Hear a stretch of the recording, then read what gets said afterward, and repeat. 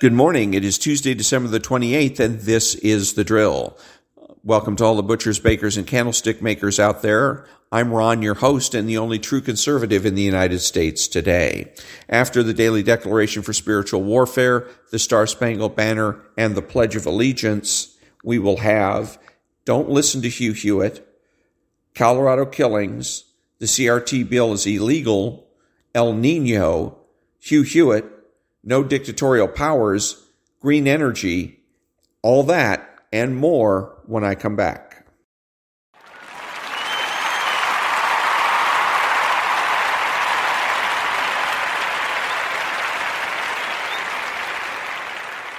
Thank you. And now the Daily Declaration for Spiritual Warfare for December the 28th. I will renew your strength.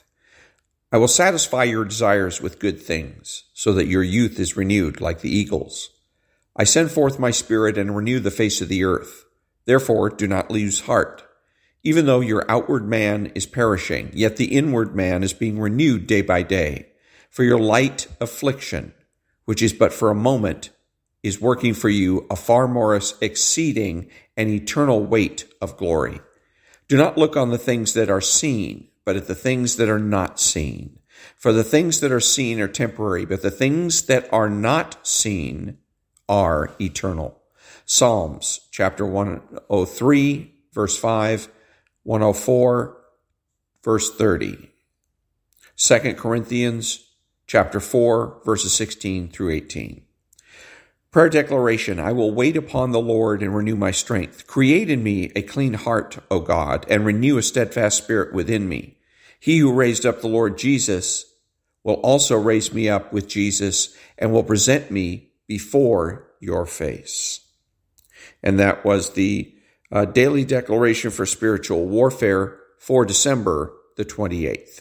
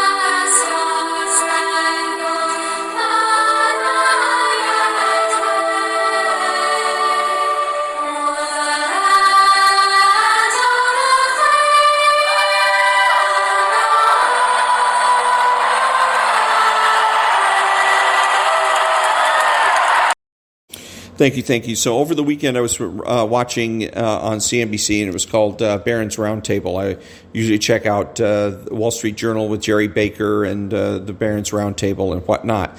And in which case, they're always the hosts of those shows are always trying to be zeros. They want to be very fair, and so they always bring in people with opposing points of view to share their just to create a fair atmosphere. Anyhow, so with the Barron's Roundtable, the issue was about energy, and so it was brilliant in its demonstration of bullying and intimidating the audience. The whole point of this was that they let's do it this way. They say, first of all, the transition, energy transition. So there is no energy transition.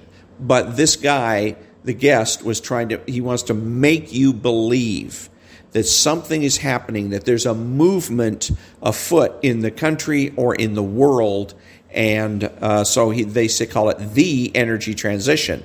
The next part of it that's intimidating is using the word clean with regards to energy. So if you go ahead and have an argument with a lefty about clean energy, you can't win. That's all there is to it. You just can't win. And so they're trying to, and then the other part of it was trying to convince the audience or bully and intimidate the audience into going along with the idea or feeling as though there's a movement, because they say that more and more companies are moving to green or clean energy.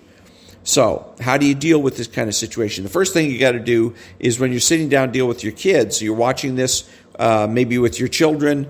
Make sure that you explain this to your children. Number one, there's no such thing as green energy. Electricity is not green. Solar panels aren't green. Okay, it's not green. Green is a metaphor.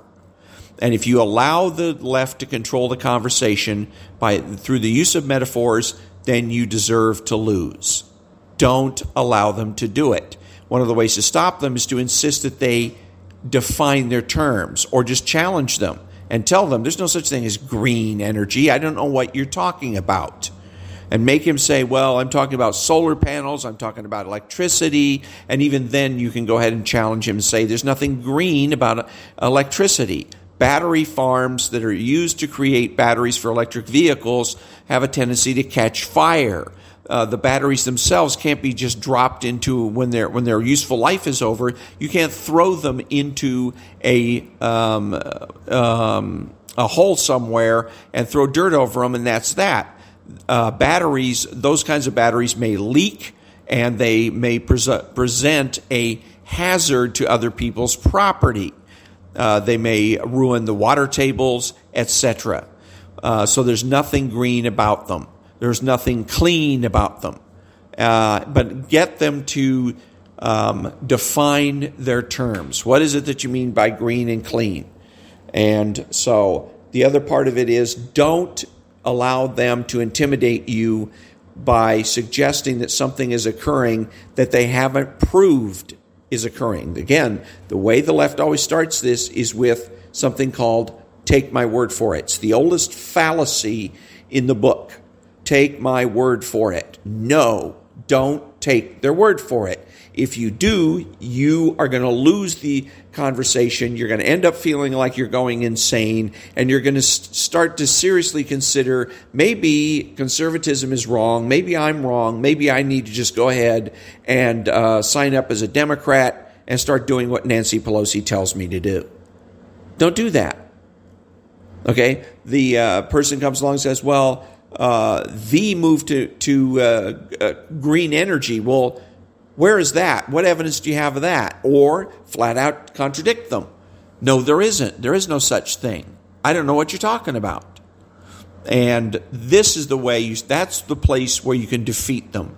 But if you try to go ahead and defeat them after accepting the premises that they've laid down, you're screwed. The only thing you're going to be able to do is whine and complain, like most of the right-wing talk show hosts. There's I have in my book that I have on Kindle called The Drill, the companion book, there's a list of suggested reading, and there's a book in there about power, because that's the other key. It's not about energy. Energy is potential. What we need is power. Power runs our cell phones. Power runs our cars and runs our heavy industry, et cetera, et cetera. Power is the issue. But there's a book in there that I recommend that explains about power and energy, and how green energy, what the left wants to call green energy, really isn't good for the planet or good for the environment. Check it out.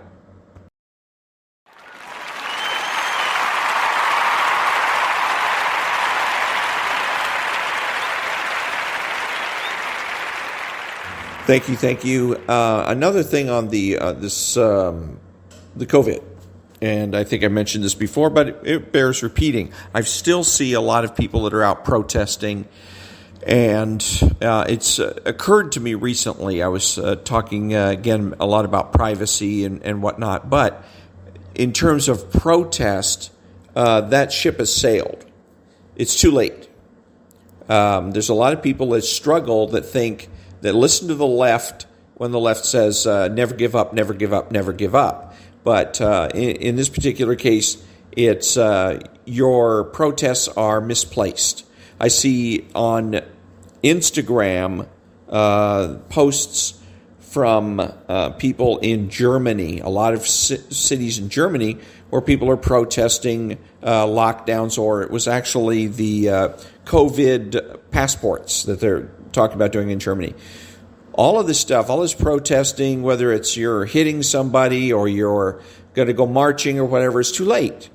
The time to have acted was when you gave the power to the government to institute lockdowns in the first place. No government, no democracy, no republic anywhere on the earth should have the power to violate the rights of the citizens. They are permanent, period. There's nothing in the Constitution that says these are your God-given rights, but only during normal times. During an emergency, you don't have these rights anymore. It doesn't read that way, and it can't, because God doesn't give rights conditionally. God's rights are unconditional.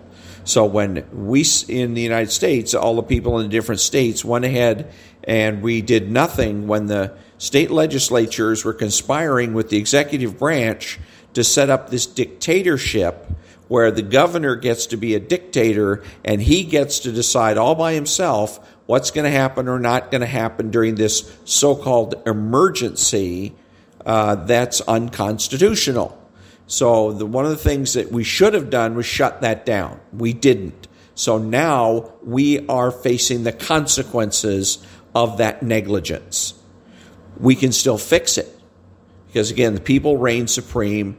And so it is up to us, each state in this union, and for that matter, all the cities in Germany, to go ahead and remedy, get with your elected representatives and get that law or a series of laws repealed that gives the governor unconstitutional power. That is what's going to save us next time. This time, there's not a hell of a lot you can do. Where was it they had the police? Oh, New York City. That was one of the things that brought this up, was I saw something on Instagram about how New York City police officers were arresting people that were outside, I guess, without a mask, or I don't know, they were protesting in some way, shape, or form. But anyways, these New York City police officers were arresting. It was a COVID, either about the vaccines or it might have been about masks, protest. And again, I thought, well, I understand why you're protesting. I understand why you don't like it, and you're right, but it's too late. You should have been out there protesting when the state of New York was busy writing a law that gave emergency dictatorial authority to the governor, and or for that matter, apparently city government apparently has it too. The mayors apparently can have this dictatorial authority, I guess, given to them by the city councils. So it's too late for this pandemic. But remember that as long as this law stays on the books, they can whip it out at any time. All they have to do is be able to declare a convincing. It has to be something that's convincing. A pandemic, and where people's lives are at stake, that's a convincing emergency. Okay, but anything where they can declare a convincing emergency or convincingly declare an emergency, they can do this all over again. Stay home, don't go to work, wear a mask or whatever the new requirements are going to be. Maybe they will even do a dusk to dawn curfew.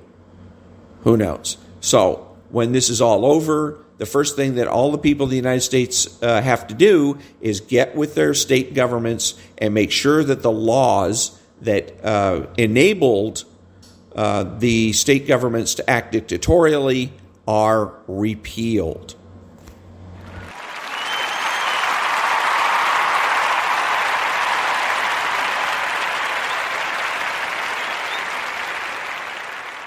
Thank you. Don't listen to Hugh Hewitt. Hugh Hewitt tweeted today, and he also said it on his podcast, and I reprimanded him in a tweet during his broadcast. Great news, and reflects the tentative consensus that Omicron is less deadly. I'm quoting Hugh's tweet from 13 hours ago. But those who are very sick or dying from any version of COVID are overwhelmingly the unvaccinated or those who skipped boosters. Don't be a prisoner to sunk costs and prior decision. Get the jabs. Okay, so what he's doing here has nothing to do with being a conservative. Not that he claims to be a conservative. It's being a reactionary traditionalist. And what he's really doing is he is scared to death that the people on the left are going to brand him as some kind of an extremist. Because most of the people on the right, especially those on the radio, are scared. They're scared to death of the left. Even Rush Limbaugh was scared of the left. He put up a good front, but there's little pieces of his conversation, little pieces of his monologue in which I could hear the fear.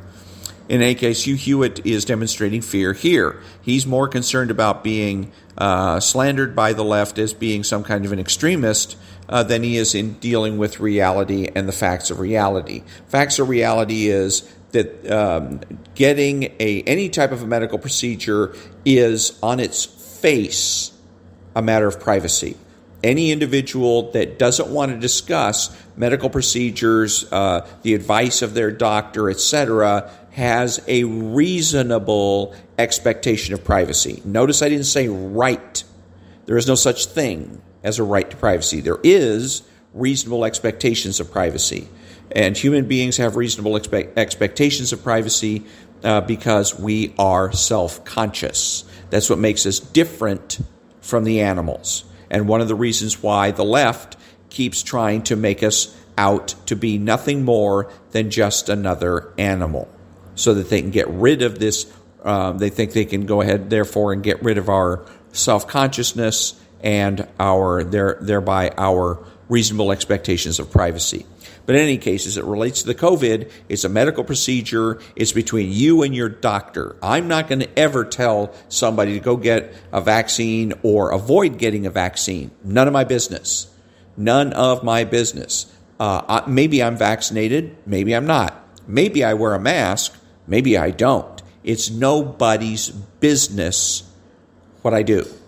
Okay? As far as a mask is concerned or a vaccine, that becomes then an issue of property and property rights. If in my house, I can say, hey, you can't come into my house until I see proof of a vaccine. I can do that. You can also say, well, that's a privacy issue. I have a reasonable expectation of privacy, and I'm not going to come to your house. I'll go somewhere else. Okay, you can do that. You have the power to do that, and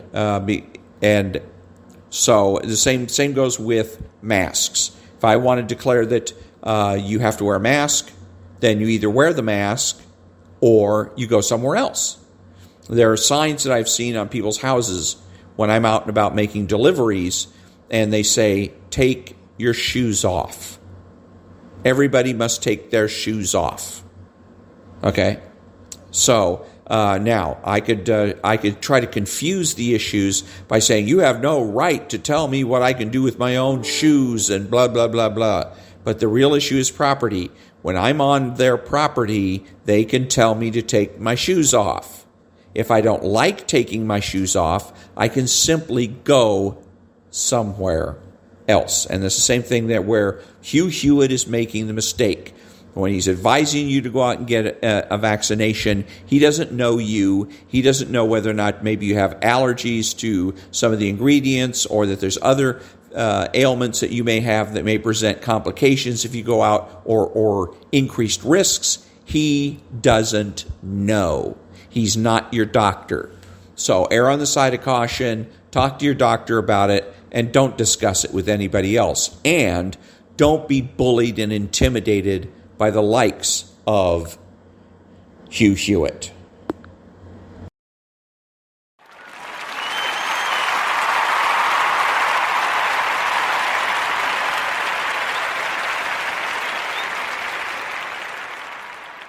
Thank you. So I live in Southern California, and it was predicted that they stated as a fact, the left-wing weather people in our country, that said that a La Niña effect was shaping up, and La Niñas means dry weather, no rain, no snow, like we had last year.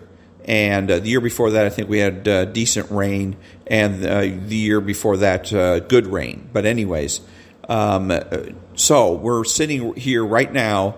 Tomorrow night, we're expecting another storm, like the 5th in a row. And so what this is setting up to be is not a La Niña event, but an El Niño event. In El Niño events, we get an excess of rain. Then supposedly the question is whether or not California is going to get that rain, or Texas, because if the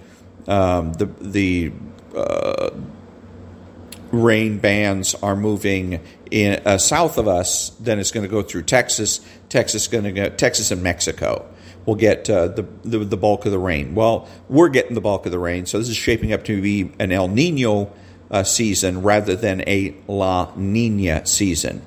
That means these folks are wrong, and what makes this really irritating is that these are the same folks that are going to tell us how high the temperature is going to go in the next 10, 20, 30 years, and all of the terrible, horrible, awful consequences that are going to occur from that rise in temperature. And if they cannot correctly predict or even describe the events that are affecting the weather in a given season or a year, there's no reason for me or anyone else to have any confidence in these boobs being able to predict climate change over a period of decades.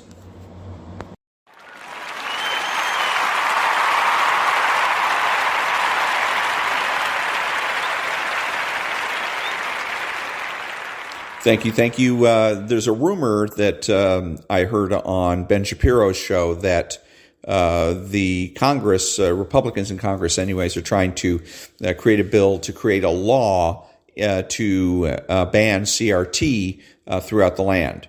If this is true, then it's wrong. It's obviously unconstitutional.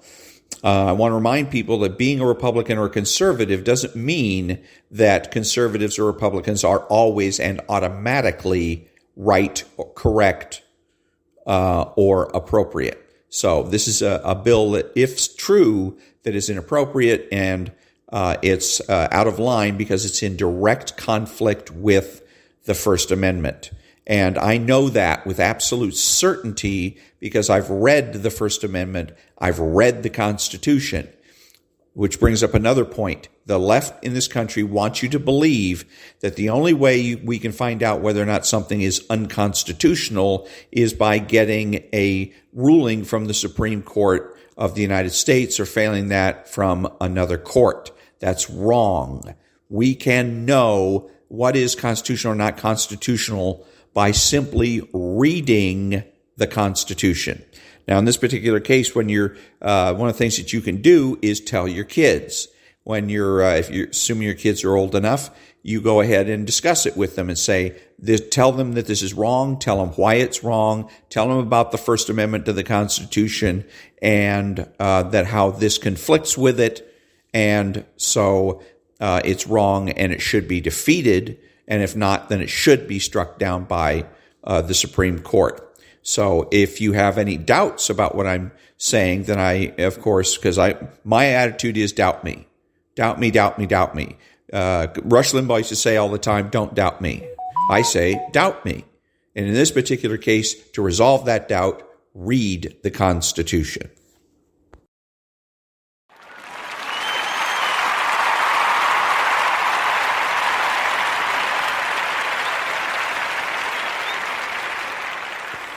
Thank you, thank you. Recently, there was another mass shooting, although didn't involve as many people, 5 or 6 people, half a dozen, then that happened again in Colorado. Colorado seems to be having a rash of these. But again, the people to look at if we want this to stop, and the people that can make this stop overnight is Nancy Pelosi and her ilk. And she is the one that tries to teach Americans to be revolutionaries and advocate revolution and thereby advocate violence. That's what these folks are doing when they go out and shoot the place up. A lot of attention is paid to the guns, but nobody's paying attention to the motives of these people. And it's very obvious that what it is. If they had a gripe with a particular individual, they would shoot that particular individual, and that's that. As in what we saw with post office shootings, when we used to call it going postal. A postal worker, back in the day, back in the 90s, there was a rash of these killings where a postal worker would get fired. The postal worker would go home, get a gun, come back to work, shoot and kill the supervisor, and then maybe for good measure shoot a couple of the coworkers he didn't like as well. That's a situation where it's targeted. That is a personal, it's revenge, and it's not necessarily political. So with this particular case where it's random shootings, which is what you see with school shootings, what you saw recently, those are socio-political killings. Those are people that are obviously trying to go down in history, having started some sort of a revolution. That's Nancy Pelosi's side of the fence. All that revolutionary activity, that what you see in Portland, all belongs to Nancy Pelosi. So you need to tell your kids, when you see this on TV, you tell your kids, see that? That's what Nancy Pelosi is promoting. That's the result of Nancy Pelosi's activities, that Nancy Pelosi is advocating violence, and this is the result, and that she's an evil woman because of it. Now, as far as taking my word for it is concerned, if you have doubts about what I'm saying, then there's an excellent book to read, and it's by Saul Alinsky, and it's called Rules for Radicals.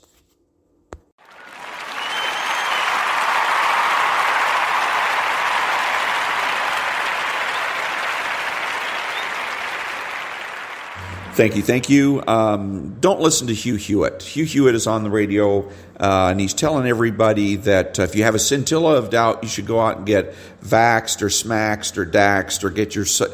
It's none of his damn business. I've tweeted him about this, and he just doesn't want to listen because he's an egotistical blowhard who thinks he knows it better than everybody else. He thinks that it is his job to tell you what to do.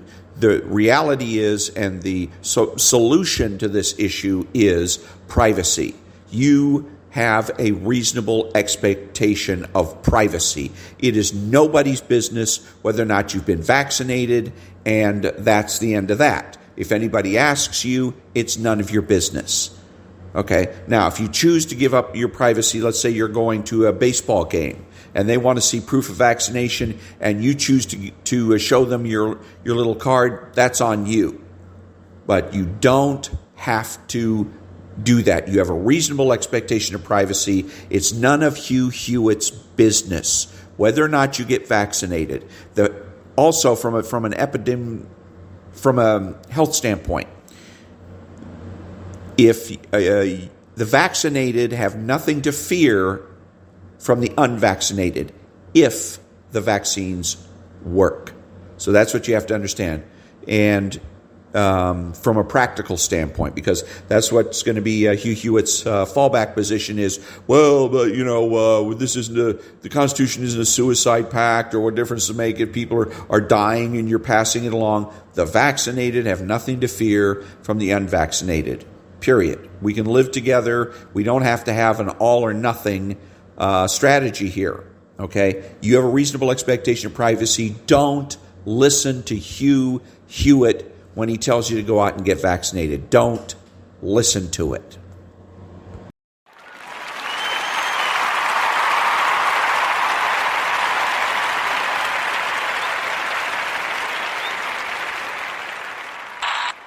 Thank you.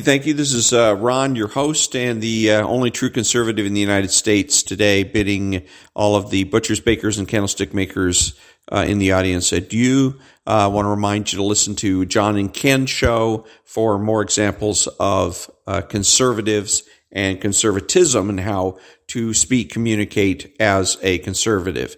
The Rick Edelman show, which is on Sundays from 2 to 4 p.m., is also an excellent example worth listening to. And also, remember, when you're out tweeting, put in the hashtag, bring back Brian Suits. The guy, Steve, what's his name, on KFI that's subbing for Mr. Suits on Saturday and Sunday, he makes a reasonable effort. He's got a good voice, but it's not nearly as good as Brian Suits. So they need to bring back Brian Suits or somebody better than him, a show that is better than the Dark Secret Place, etc. And this isn't cutting it. And what Steve's doing just doesn't cut it. So hashtag bring back Brian, Bryan, Suits. So, and until next time, be honest, be smart, be beautiful, and remember that the left has no authority, no power, and they can't win.